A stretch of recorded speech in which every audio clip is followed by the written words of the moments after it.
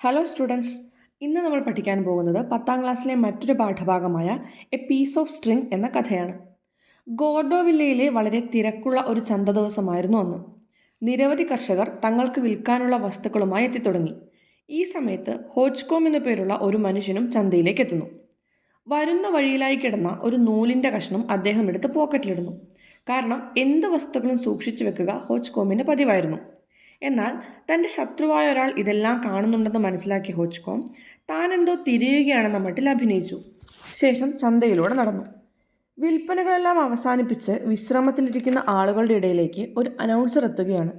ശേഷം കറുത്ത ലെതർ കൊണ്ടുണ്ടാക്കിയ ഒരു പോക്കറ്റ് ബുക്ക് ഈ റോഡിൽ വെച്ച് നഷ്ടപ്പെട്ടിട്ടുണ്ടെന്നും അത് തിരികെ തരുന്നവർക്ക് മണി റിവാർഡ് ഉണ്ടെന്നും അറിയിക്കുന്നു. അല്പസമയത്തിന് ശേഷം ഉയർന്നൊരു പോലീസ് ഉദ്യോഗസ്ഥൻ വന്ന് ഹോച്ച്കോമിനെ അന്വേഷിക്കുന്നു. നഷ്ടപ്പെട്ട പോക്കറ്റ് ബുക്ക് നിങ്ങൾ എടുത്തെന്ന വിവരം ഞങ്ങൾക്ക് ലഭിച്ചിട്ടുണ്ട്, കൂടെ വരണം. ശേഷം ഹോച്ച്കോമിനെ പരിശോധിച്ചെങ്കിലും അവർക്ക് അവൻ്റെ പക്കൽ നിന്നും ഒന്നും ലഭിച്ചില്ല. ഈ സമയത്ത് തൻ്റെ ശത്രുവായ ആ മനുഷ്യനാണ് ഇത് ചെയ്തതെന്ന് ഹോച്ച്കോം തിരിച്ചറിയുന്നു. പിറ്റേ ദിവസം പോക്കറ്റ് ബുക്ക് തിരികെ ലഭിച്ചതായി വാർത്ത പരന്നു. തൻ്റെ നിരപരാധിത്വം തെളിയിക്കാനായി ഹോച്ച്കോം നിരവധി ശ്രമങ്ങൾ നടത്തി. എങ്കിലും എല്ലാം തന്നെ പരാജയപ്പെടുന്നു.